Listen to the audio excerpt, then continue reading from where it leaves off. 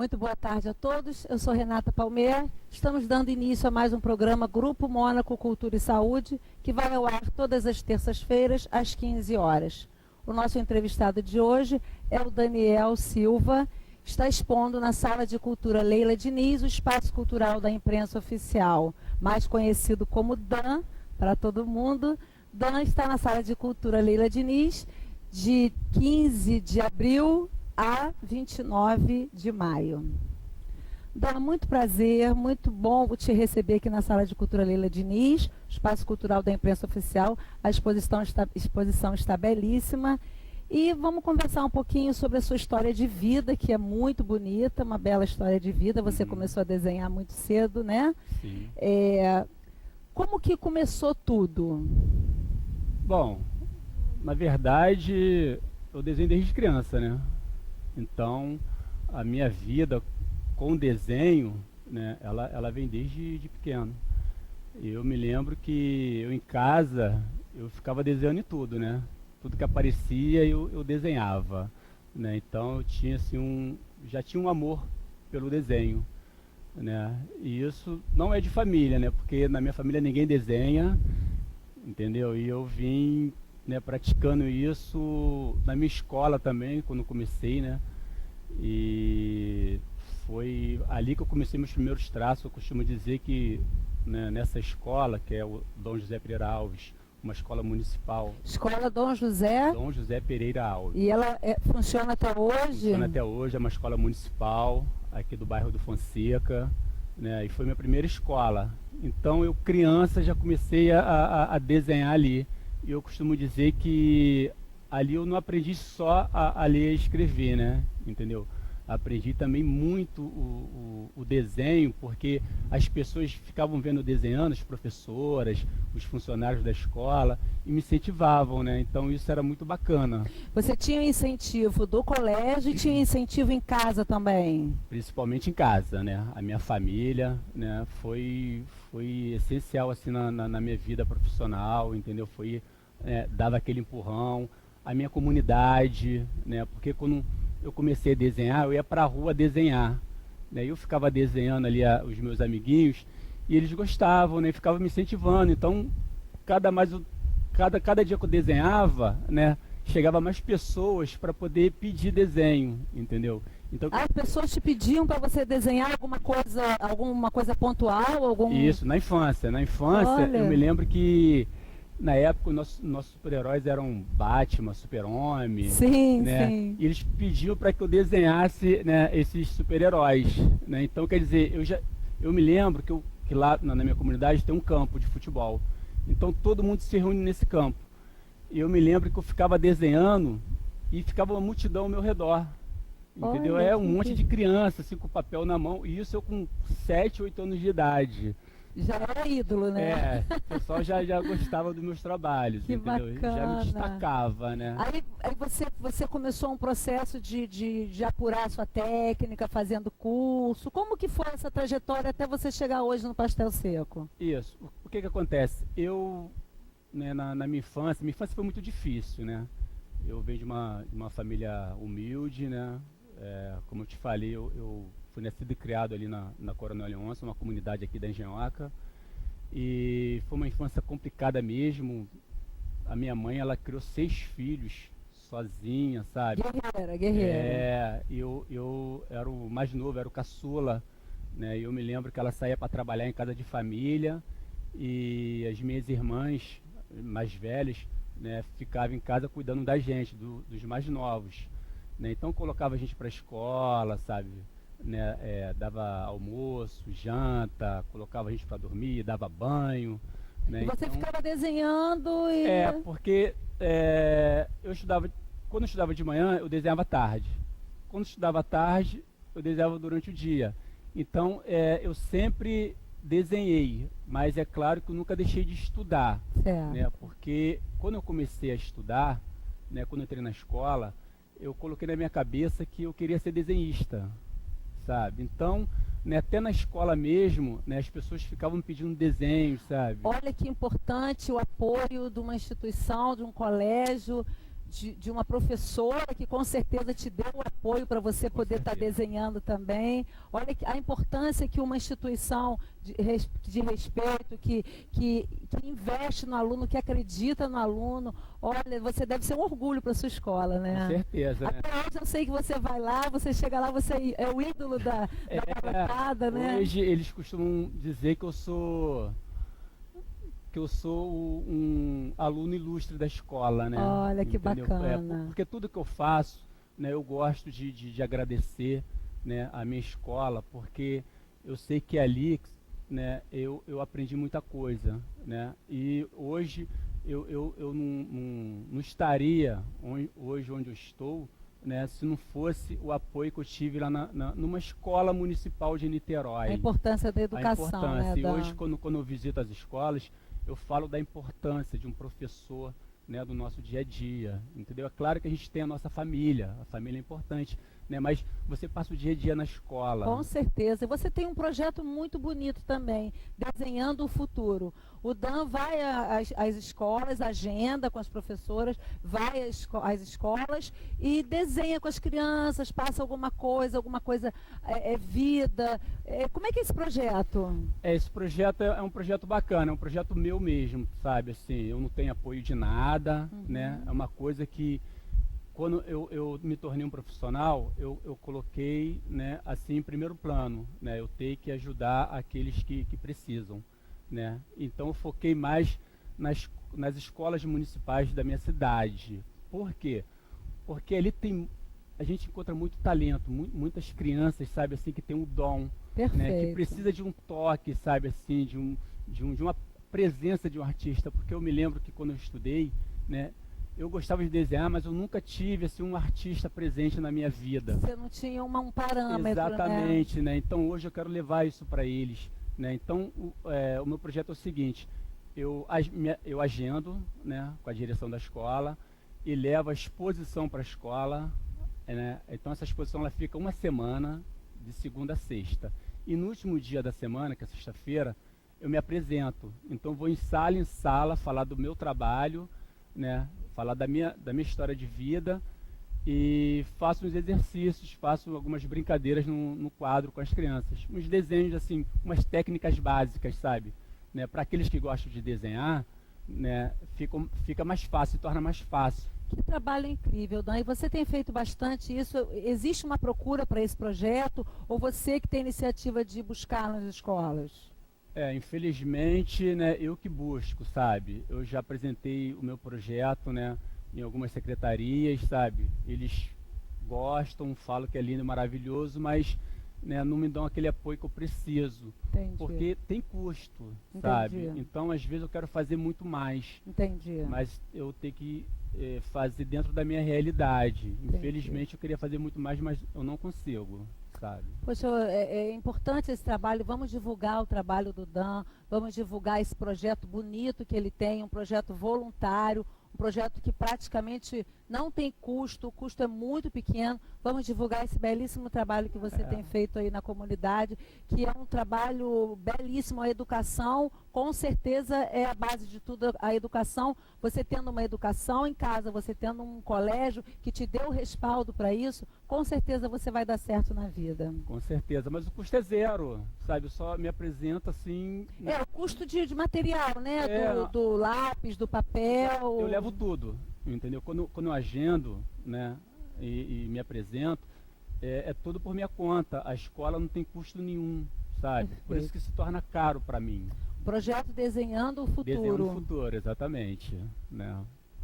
É uma coisa que é um sonho que eu estou realizando, sabe? Eu me sinto assim muito grato por isso, né? De poder estar levando isso para quem precisa. Com certeza. Você é grato com o que você recebeu e está passando isso para crianças que não têm a oportunidade que você... Porque quando eu fui criança carente, eu estudei em escola pública, sabe? Então eu sei a dificuldade que eles têm, né? Eu me lembro que na minha época eu não tinha um lápis de cor para pintar um desenho meu, entendeu? O meu lápis de fazer dever... Era o lápis que você usava para desenhar. Usava para desenhar, entendeu? Então eu tinha um lápis, uma borracha e na maioria das vezes eu não tinha folha para desenhar. Então eu tinha que buscar a parede da minha casa para desenhar, na época, papel de pão, né? Eu comprava pão de manhã para a gente tomar café e pensando no papel para eu poder desenhar, entendeu? Aí eu venho de uma família evangélica também, e a minha mãe, ela tinha a Bíblia dela, coitada, e eu ficava desenhando na contracapa da Bíblia, entendeu? Coisas de criança, os passos que eu via eu desenhava. Entendeu? Parabéns, Dan. Obrigado. Nós vamos ver agora umas imagens do projeto Desenhando o Futuro.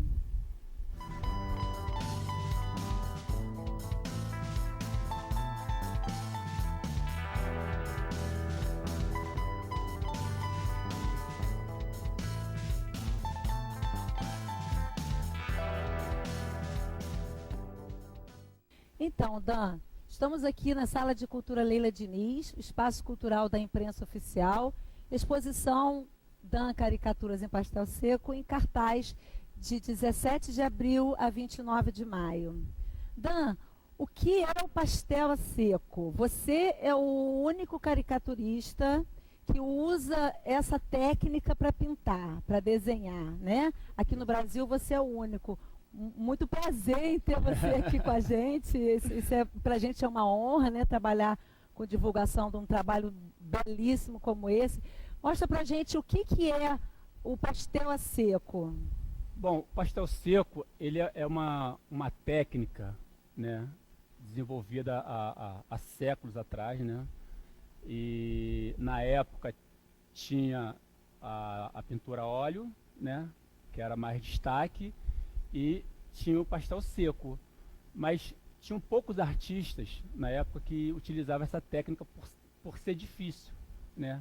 O que é o pastel seco? É uma tinta especial que ela, ao ser triturada, ela é colocada em forma de um bastão, né? Então ela vira um giz, né, do qual a gente começa a riscar e ela começa a perder a ponta. Então se torna muito mais difícil. Porque às vezes as pessoas veem o meu trabalho e acham que, né, foi feito com lápis, sabe? Porque os detalhes são... meus trabalhos são ricos em detalhes. Então, quando eu faço um detalhe, eu perco a ponta. Então eu tenho que estar procurando outra ponta para poder fazer mais um detalhe, né? E isso faz com que o meu trabalho fique demorado. Entendi. Entendeu? Então o pastel seco, ele é uma técnica difícil. Né? Tanto que hoje nenhum caricaturista quer trabalhar com essa técnica.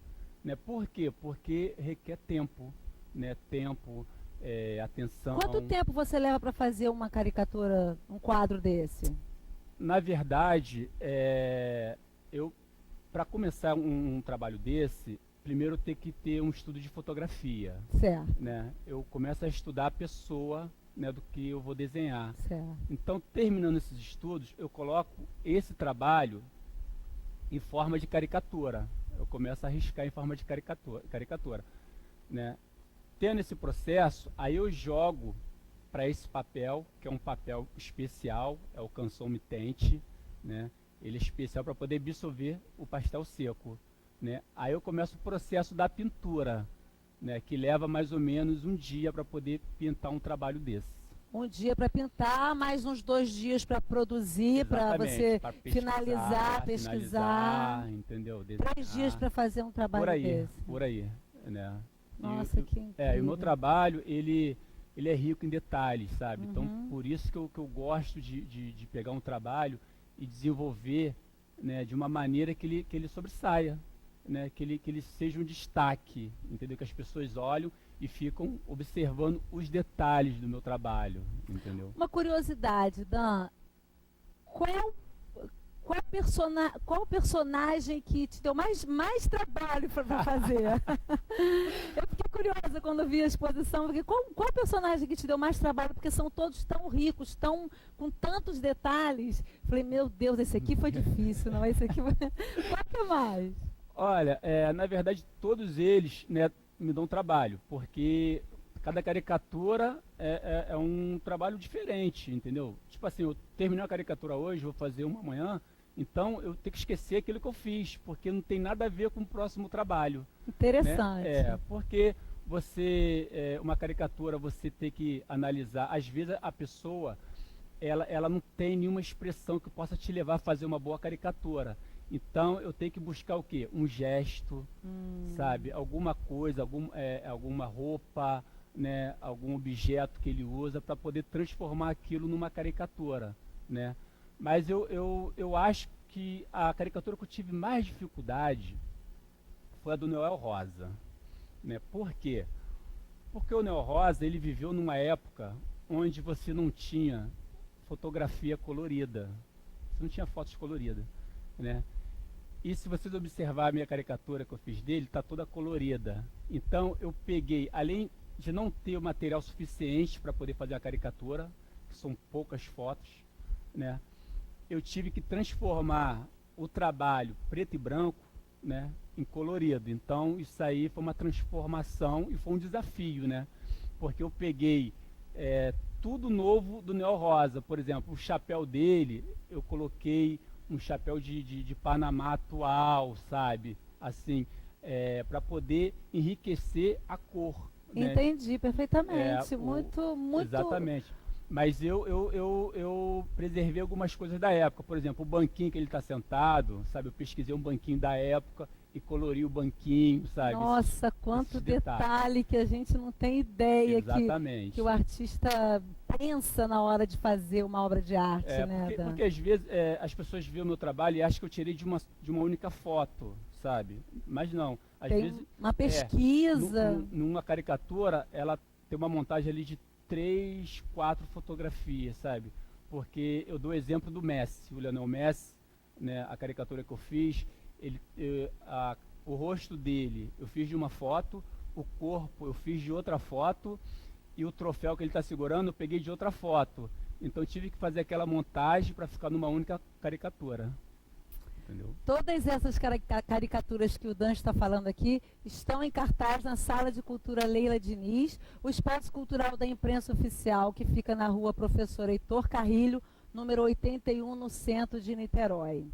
A Sala de Cultura funciona de segunda a sexta, de 10 às 17 horas.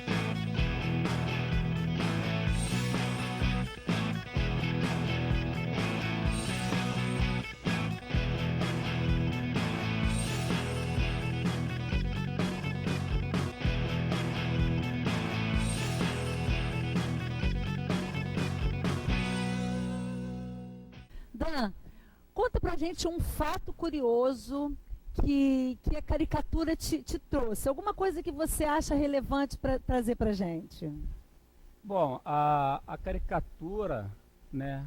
Eu costumo dizer que a caricatura ela é o lado assim mais fácil, né, de um artista fazer um trabalho errado, né? Porque você pega o trabalho, o rosto da pessoa e começa a trabalhar com tudo aquilo, né, que tem de diferente, entendeu? Então você pode traçar ele um pouquinho diferente, né, que se transforma num erro, né, e que acaba acertando, né, acaba se tornando uma coisa engraçada. Então, quando eu escolhi a caricatura, eu escolhi por ser um trabalho divertido, sabe, alegre, né? Então, quer dizer, a caricatura hoje, para mim, é tudo na minha vida, porque eu vivo da caricatura, sabe? Assim, é um prazer fazer caricatura, sabe? Isso é Você já expôs em vários estados do Brasil, inclusive no exterior, e seu último trabalho foi no Rio, foi a última exposição que você fez com esse material de caricatura no Salão da Leitura, Isso. já esteve na Bienal. Eu já participei de vários eventos, né? E alguns eventos assim com artistas famosos assim, né, desse ramo, com Chico Caruso, com o Ike, sabe? E para mim é uma satisfação enorme, né? Porque às vezes eu fico imaginando, poxa, né, uma criança que veio de uma comunidade, saiu daqui de Niterói, né, e agora está do lado dessas feras, sabe? Então eu me sinto orgulhoso, sabe? Assim, não só pela minha cidade, mas de tudo que aconteceu na minha vida, de ter me levado até onde eu cheguei, sabe? E chegou longe, amigo. Vai chegar muito mais, com certeza. Com certeza. Qual a expectativa do teu trabalho na Sala de Cultura Leila Diniz? Eu quero que as pessoas cheguem aqui e se divertem, né, com tudo isso que eles forem ver, sabe? Né, com esses trabalhos alegres, sabe? Trazendo diversão, entendeu? E é uma coisa que eu fiquei na expectativa mesmo de trazer esse trabalho aqui para a Leila Diniz, porque aqui é a primeira exposição que eu estou colocando toda a minha obra, né? São 32 trabalhos, né? Inclusive eu estou fazendo uma coisa inédita, né? Que é trazer um trabalho, né, e mostrar como é feito, porque em exposição nenhuma eu levei um trabalho desse, um trabalho inacabado. Ele não está acabado. Não está finalizado, né? Então aqui mostra, né, a maneira que eu pinto, né, a maneira que eu risco, tá vendo? O desenho embaixo, né? Exatamente, porque todos os meus trabalhos têm um fundo colorido e as pessoas acham que o papel é daquela cor, mas não é. Todo trabalho é dessa cor aqui, né? Eu que pego e pinto todo o material, entendeu? Então se torna uma coisa assim, as pessoas não acreditam, mas hoje elas vão ter a oportunidade de ver como é feita uma caricatura em pastel seco, né? Então para mim está sendo inédito, né? Eu estou na expectativa assim que essas pessoas tirem essas dúvidas, sabe, que tem sobre o material pastel seco, entendeu? Muito obrigada, Dan. Obrigada a todos, obrigada a você por ter vindo aqui na Sala de Cultura Leila Diniz, por esse bate-papo agradabilíssimo que tivemos aqui. Convido mais uma vez a todos a estarem na Sala de Cultura Leila Diniz, a exposição até o dia 29 de maio. Encerramos este bloco de cultura do programa Grupo Mônaco Cultura e Saúde, com a entrevista do Dan. Convido vocês a assistirem o segundo bloco com a Elizabeth do Vale. Muito obrigada a todos.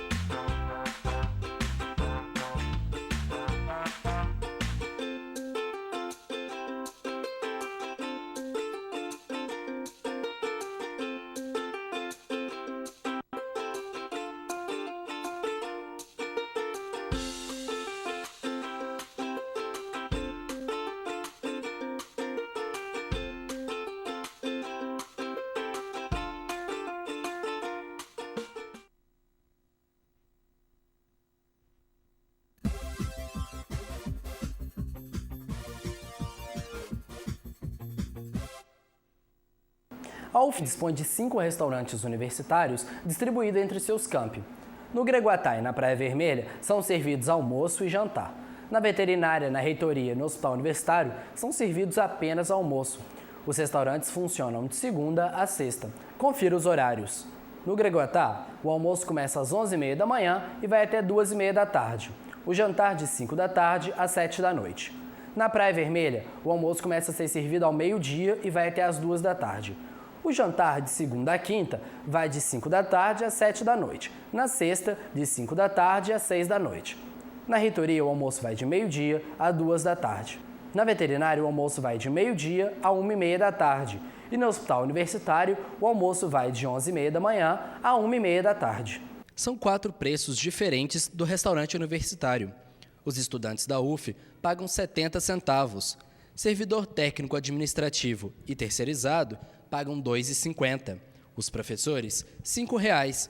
E os visitantes pagam R$ 8,00 para almoçarem ou jantarem no RU.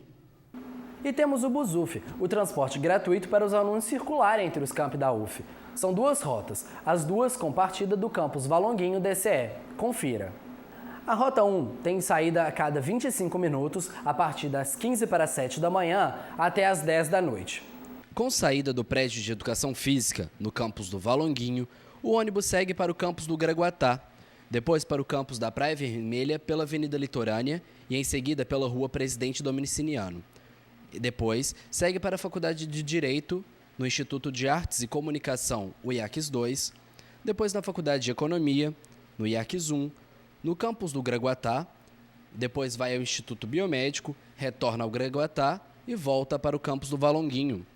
Já a Rota 2, as partidas são a cada 45 minutos, entre as 7 da manhã e as 10 da noite. Saindo do campus do Valonguinho, o ônibus segue para a Escola de Enfermagem, depois para o Hospital Universitário Antônio Pedro, vai à Reitoria, depois na Faculdade de Veterinária, depois na Faculdade de Farmácia, retorna à Faculdade de Veterinária, retorna ao Hospital Universitário Antônio Pedro, na Escola de Enfermagem e volta ao ponto inicial no Valonguinho. Para mais informações, acesse www.proais.uf.br.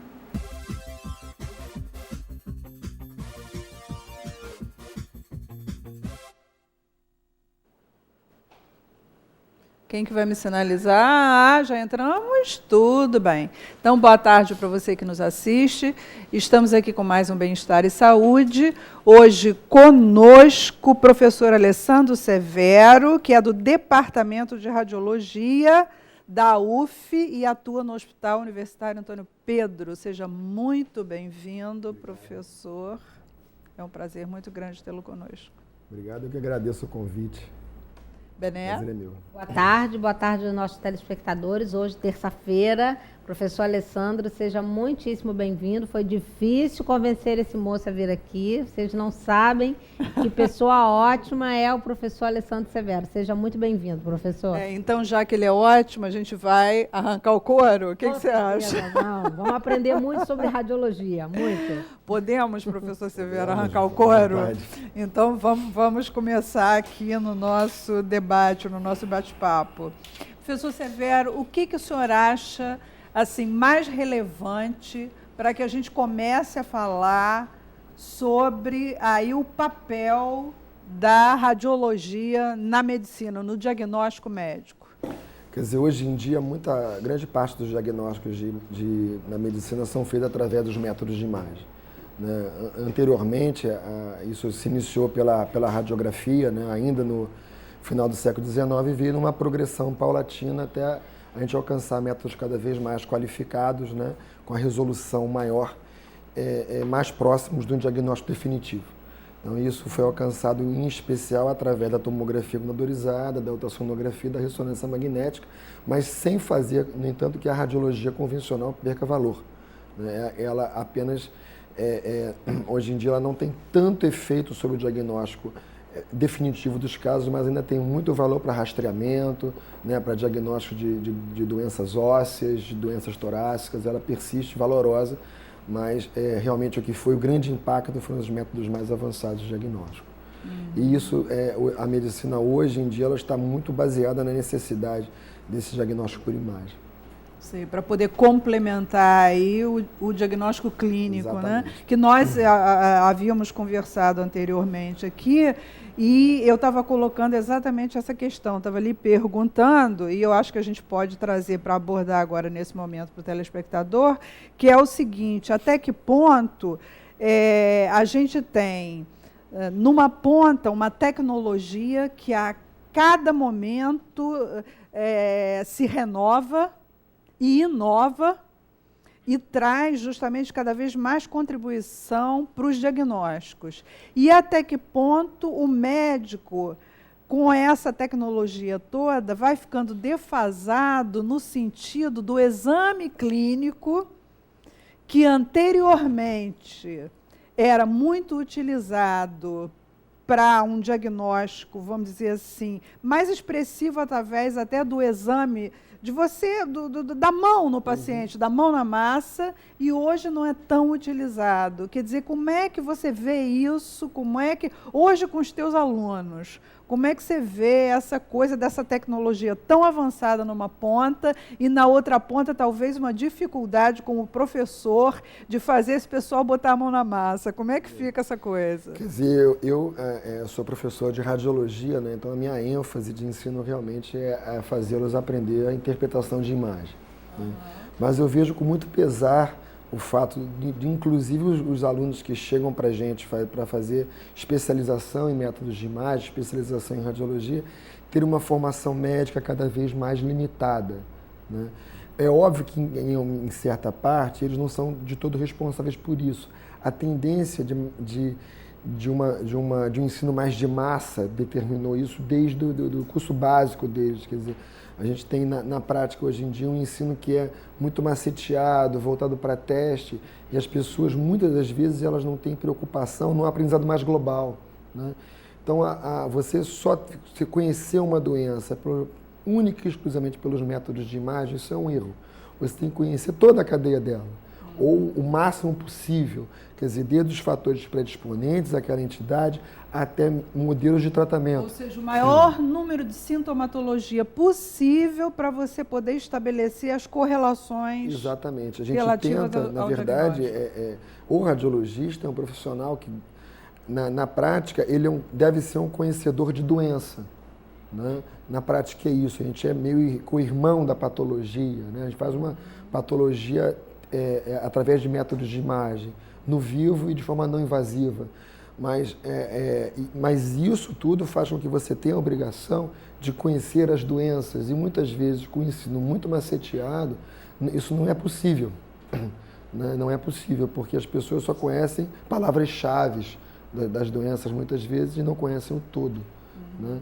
Realmente um ensino muito técnico, né, e pouco humanizado, tudo isso prejudica a formação de um modo geral. Quer dizer, me parece que hoje, pelo olhar de maneira geral, quando a gente dá uma olhada no pessoal que hoje está saindo da Faculdade de Medicina, o que a gente percebe é uma imaturidade em relação a esse tete-a-tete, a esse olho no olho, a essa coisa da mão na massa mesmo, né, grosseiramente falando, mas que é necessária para se somar, né, nesse viés aí. Sim. Que vai dar.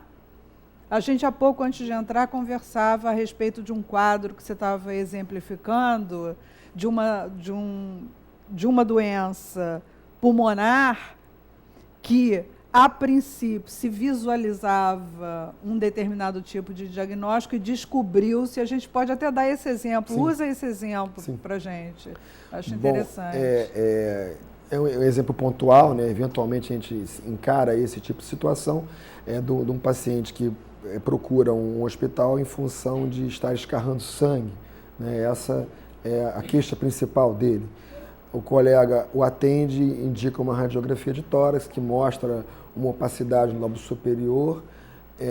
Daí em diante começa a se fazer uma investigação diagnóstica um pouco mais acurada, se faz lá a tomografia de tórax e se vê alterações pulmonares que o colega pode atribuir à tuberculose pulmonar, que é uma causa muito prevalente para justificar esse sintoma.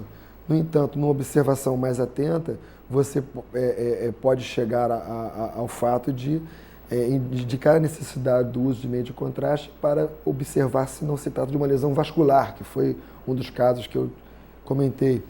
E isso muda muito o tratamento, a conduta para o caso. A intervenção, né? Muda completamente você a passa intervenção. de um medicamento e de uma exploração laboratorial, que pode ser progressiva em face de uma dificuldade diagnóstica que venha a ocorrer ou não, para uma intervenção manual, uma intervenção cirúrgica ou endovascular para tratar o paciente. São situações diametralmente opostas, mas o elo delas é o conhecimento da doença. Porque se você não tiver, você não chega a esse diagnóstico. O que eu acho importante para a gente, como radiologista, como formador de profissionais em radiologia, é fazer os residentes especialistas conhecerem mais de doença. Mas não é só isso, a medicina não é só isso. A gente precisa ainda de um bom exame clínico, de um exame laboratorial bem pedido, né? De uma anamnese bem colhida. Essas coisas continuam tendo muita importância, porque o radiologista ele tem o valor de estabelecer o diagnóstico com base em padrões que ele esteja observando, o diagnóstico subjetivo, mas ele precisa, muitas vezes, grande parte das vezes, de uma correlação com o dado clínico. Isso é muito importante. E a gente precisa fazer com que tanto os profissionais que pedem exame tenham condição de interpretar alguma coisa do resultado, como fazer com que os radiologistas interpretem as indicações, né? Esse elo que a gente busca, isso nos hospitais isso se torna mais realidade, e no hospital universitário isso tem que ser nossa ênfase. Quer dizer, eu procuro trabalhar assim lá e procuro ensinar os residentes dessa forma. Para mim é importante queria uma intervenção, Beth. Eu me lembro, professor, você só tem 20 anos de radiologista, né? Foi o que o senhor comentou, né? 20 anos que você atua como radiologista. Eu me lembro que em 1983, quando nós estávamos começando a criação dos programas de radiologia, os programas de residência em radiologia, eu me lembro que nas provas era cobrado dos nossos alunos lá da UFRJ e das outras universidades, porque participei de alguns concursos de residência, tanto da UERJ quanto da UF, era cobrado do residente que ele soubesse fazer uma anamnese. Mesmo o residente de radiologia, ele tinha que fazer uma prova comum, como todos os outros candidatos. E naquele tempo, a radiologia não era nem vista como especialidade de verdade. A gente chamava, nós tínhamos 3 especialidades diferenciadas, era a anatomia patológica, a radiologia e a terapia intensiva. Elas eram consideradas unidades complementares da medicina. Posteriormente, com os avanços virou aquela coisa multidisciplinar, né? Houve a necessidade, né? E a radiologia até ganhou um novo nome, né, professor? Hoje radiologia diagnóstico por imagem, né? Ou imaginologia. Então, a radiologia ela evoluiu muito, mas o que eu sinto de diferença do tempo de lá dos idos de 1980 para hoje é que os meninos perderam um pouco isso que a Beth está falando, a mão do médico, a capacidade de fazer uma boa anamnese, o ouvir, que naquele tempo a gente ouvia muito o professor Abércio, né? Que o professor Alessandro, eu não sei se conviveu com o professor Abércio. Uma outra questão que eu quero colocar para ele é o seguinte, doutor Severo, essa anamnese, quer dizer, qual seria, vamos dizer assim, o professor adequado dentro da Faculdade de Medicina para ministrar a esse aluno como ele vai fazer uma boa anamnese? Quem é que faz isso? Bom, isso na verdade, quer dizer, durante o curso, isso deve ser isso não é uma coisa técnica, né? Isso leva muito do material intuitivo. Não é uma ciência exata como a medicina não é matemática. Mas o ensinar de uma conduta médica para os graduandos, para os residentes, eu acho que é um dever de todos nós. Né? Não dá para colocar a responsabilidade disso para o professor da semiologia, que em teoria seria fácil dizer, não, quem tem que ensinar isso é semiologia. Claro. o colega vai, o professor vai, ele tem lá um semestre para ensinar o paciente, o aluno a fazer tudo em relação ao paciente. É muito pouco, É muito né? pouco. Então, na verdade, todos nós somos responsáveis um pouco por isso. Quer dizer, eu, como professor de radiologia, o que eu faço em relação aos meus residentes, que muitas vezes têm essas dificuldades, é norteá-los para algumas coisas que são essenciais, que a gente tem que saber em relação à interpretação de imagens dos mais variados sistemas. A gente espera, né, o radiologista não tem implicação direta na formação da colheita de anamnese, exame físico, né? A gente espera que eles já saibam. O grande problema que eu vejo nisso hoje cai naquela questão do ensino muito maceteado. Qual é a grande deficiência aí? Acho que a grande deficiência hoje da formação do profissional é a pouca adequação à atividade prática, né? Eles procuram cada vez mais um ensino muito teórico e muito para testes. Né? É muito técnico mesmo. É muito técnico. Né? E foge da humanidade, foge do paciente, foge do olho no olho. Né? Eu sou radiologista, mas eu fiz quase 3 anos de plantão na emergência do Antônio Pedro. Você não pode focar na doença e esquecer que a doença, ela acontece no indivíduo. Exatamente. Né? Exatamente. E o indivíduo é um somatório de sistemas, ele não é um sistema isolado, Exatamente. né? Quer dizer, você tem lá um órgão doente, mas esse órgão doente é de um sujeito. Exatamente. É verdade. Né? E esse sujeito é uma unidade. O senhor vê a medicina hoje, professor, no caso específico da radiologia, que a gente sabe que é uma especialidade que dá muito dinheiro, o senhor vê uma comercialização da medicina nesse aspecto? Onde tem muito dinheiro, muito investimento, vai haver a comercialização. Né? A gente lida com o fabricante de tecnologia, tanto relacionados a equipamentos como a meios de contraste muito poderosos. É natural que o meio conduza essa área da medicina, a medicina como um todo, ao final, né, para uma atividade muito comercial. E o senhor considera que com isso o aluno perca um pouco a humanização, Totalmente. porque ele corra atrás de especialidades que ele possa lucrar mais para ele ter uma vida financeira melhor? Certamente isso tem impacto. Sim, senhor. Certamente tem impacto. Pois é, e como é que fica, então, o papel do professor aí nessa situação? Porque eu acho que o professor aí tem um papel importante, porque ele é um formador também, né? Eu acho que o professor de uma faculdade de medicina, o ideal é que ele tente transmitir para o aluno que antes de tentar se enfiar no regime comercial, ele tem que se formar. Né? Se formar adequadamente. A visão do médico, a princípio, deve ser para ele ter, desde a graduação até a especialização, a maior gama de conhecimentos possíveis. Eu vou me especializar numa cirurgia do terceiro dedo da mão esquerda. Tá, mas o ideal seria que você fizesse primeiro medicina, uma boa cirurgia geral, uma boa cirurgia de mão, para aí você chegar no terceiro dedo da mão esquerda. Né? Você pode se transformar no maior especialista mundial de terceiro dedo da mão esquerda, mas antes disso você tem que galgar etapas. Né? Não pode deixar de ter uma formação médica boa. E eu quero te perguntar também, então, com relação às especialidades médicas, né? Hoje a gente vê muita especialidade, né? A cada dia o número de especialidades cresce assim, numa volúpia, uma coisa, né? Sem controle. Agora, está faltando pessoal para clínica médica? Cada vez mais, muito em função dessa situação de mercado. Clínica médica, pediatria, está faltando muito, medicina preventiva. Quer dizer, são especialidades super importantes, né? Ainda mais se considerando um país continental e com a realidade de saúde bastante precária ainda, que teriam muito impacto, né, nessas circunstâncias mais epidemiológicas, e os profissionais estão cada vez mais ausentes do mercado. E falando em situações epidemiológicas, eu agora não posso deixar de te perguntar como é que você está vendo esse quadro da dengue no nosso país.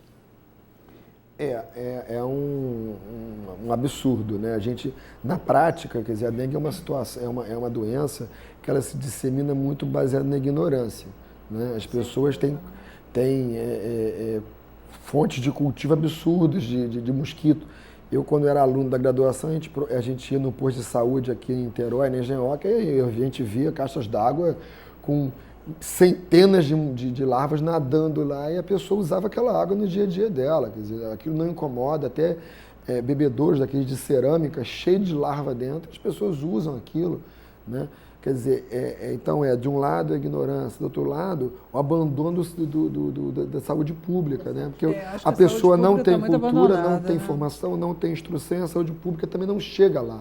Né? A gente hoje chega numa proteção relativa de alguns estados do Brasil, do Rio de Janeiro inclusive, porque a gente teve casos demais. Então ocorreu uma barreira imunitária. Quer dizer, que São Paulo, como talvez não tivesse tido tantos casos, agora não tem essa barreira, então tem uma epidemia absurda de dengue. Quer dizer, é uma doença doença muito grave. Viral, né? e grave muitas vezes, quer dizer, é uma situação muito triste, né? Muito triste de saúde pública, da realidade, né? Das pessoas. Né? Eu particularmente preocupadíssima, porque nós estamos aí às vésperas de uma Olimpíada, vamos receber pessoas do mundo inteiro, e será que a gente vai ficar feliz de que a pessoa leve de brinde para casa uma dengue ou outras coisas, né? Além do caos que realmente a higiene, né, Beth, o saneamento básico, nós vimos agora que está se tentando limpar lagoas, limpar rios, tudo apressadamente, e a coisa não vai funcionar, porque nós tivemos desde que o mundo é mundo, para nós nos organizarmos para isso, e no Brasil as coisas atropeladamente, né? Principalmente a medicina, eu queria te perguntar, professor, como é que você vê justamente essa ação aí do Ministério da Saúde? Eu sei que a pergunta é capciosa, mas eu acho que cada um tem que falar por si, a gente é responsável o suficiente para ter uma opinião, para ter uma... E eu queria te perguntar como é que você está vendo o papel aí do Ministério da Saúde, o papel dos governos estaduais, do governo federal e dos governos municipais, porque eu acho que tem que haver cada vez mais assumir essa responsabilidade em conjunto, coisa que a gente não vê, né? Parece que as coisas ficam estanques e não há essa responsabilização como um todo, né? Se toma uma medida aqui, uma medida ali, como o nosso país é um país, como você falou, de dimensões continentais, o governo de São Paulo faz uma coisa, o do Rio de Janeiro faz outra, o município tal faz isso, o município... Quer dizer, como é que você vê essa... Eu acho que o que resume isso é que o sistema de saúde brasileiro, ele acaba tendo direções muito fragmentadas. Então, como ele não opera em conjunto, as soluções elas não vêm, né? Cada um toma uma postura, muitas vezes tem viés políticos diferentes, um governo não concorda com o outro, um vem e faz uma coisa, outro quer fazer outra, e muitas vezes não funciona porque não existe integração, nem de custo, nem de projeto, nem de custo. Então, na atividade fim, não chega a nada, né? Ninguém se entende. E como é que você vê os gestores da saúde pública no nosso país? Como é que você vê inseridos nisso? Né? Se você vai estudar eu lembro quando eu era aluno na graduação, a gente tinha que estudar o SUS. É um sistema muito bem desenhado, mas profundamente burocrático. Então, a quantidade de gestores que esse sistema cria, e em nível federal, estadual, municipal, transforma realmente o funcionar do sistema no caos. Transforma essas relações, emperra as relações. Emperra as relações. Quer dizer, o sistema ele não está montado, infelizmente, para ser uma coisa operacional. Posso até citar, Beth, um exemplo, se o professor Alessandro me permite, um exemplo que na ocasião eu fiquei muito sensibilizada pelo fato do professor Alessandro estar envolvido. Certamente ele não vai se lembrar, porque o número de pacientes que ele atende é enorme. Uma senhora muito jovem, de cerca de 35 anos, com 3 filhos, e ela foi fazer uma tomografia no Antônio Pedro, e quando o professor Alessandro viu o exame, ela tinha um tumor enorme no pulmão. E as crianças, os 3 filhinhos, sentados no banco acompanhando a mamãe, os 3 pequeninos. E aí o professor Alessandro sai da sala e entra no departamento E assim, não era a mesma pessoa que estava lá fazendo o exame. Eu falei, professor, aconteceu alguma coisa? Ele, eu vi uma coisa muito ruim, muito ruim. E essa senhora, ela vai morrer. E eu preciso fazer alguma coisa. E aí ele sai da radiologia, vai procurar um pneumologista, seu amigo, que eu não lembro quem era, para tentar resolver o problema daquela senhora. E aí eu levo as três crianças para a sala e cuido das crianças, dou biscoito, e o professor Alessandro tentando resolver. Então, para mim, isso que o professor Alessandro está falando, é o retrato da saúde. Você consegue fazer o diagnóstico, o radiologista vai lá e faz o diagnóstico. Mas quem vai tratar? Para onde eu vou mandar? Será que eu vou dormir tranquilo que aquele paciente vai sobreviver? Porque essa paciente, no caso, como encontrou o professor Alessandro Severo, que correu atrás, ela está viva, tá, professor? Que bom. Beleza. Ela está viva e bem, graças a Deus, porque ela tem 3 filhos para criar.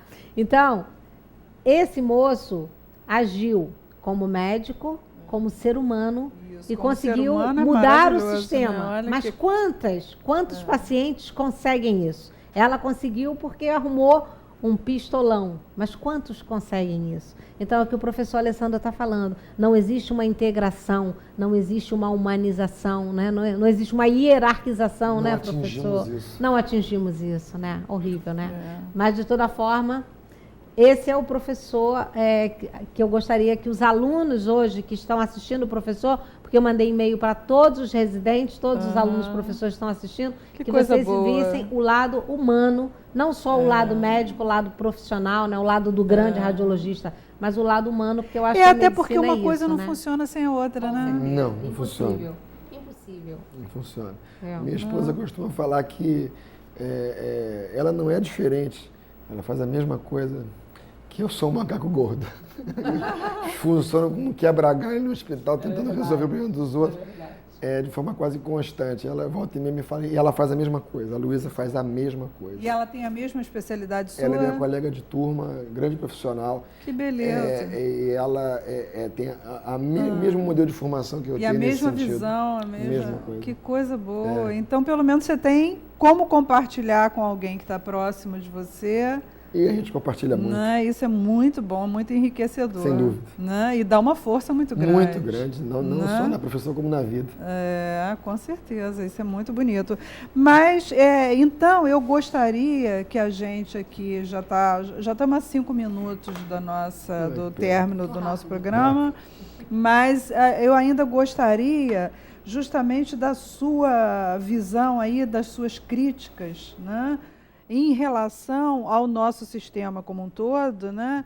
Quer dizer, de como é que está a questão das universidades públicas no nosso país, quer dizer, do que realmente elas estão precisando mais. Eu acho que a universidade pública continua carecendo do que sempre careceu, né? A necessidade de investimento é constante, né? E o investimento na universidade não é só em pessoal, o investimento é tecnológico, o investimento no material humano de formação, né? Material humano qualificado. Qualificação de material humano. Eu acho que a grande dificuldade nossa, a gente vive uma crise, mas na prática o investimento em educação não pode cessar, tem que ser crescente. Vamos limitar não sei quantos % do PIB. Não, eu acho que o investimento tem que ser crescente, porque você constrói uma grande nação com educação nos mais variados níveis. Sim. A gente precisa da creche da criança ao pós-doutorado do adulto, isso no nível crescente de investimento. Essa é a realidade, não existe mágica. Não há solução mágica em nenhum lugar do mundo. Vou fazer um belo modelo de educação gastando menos. Isso não existe.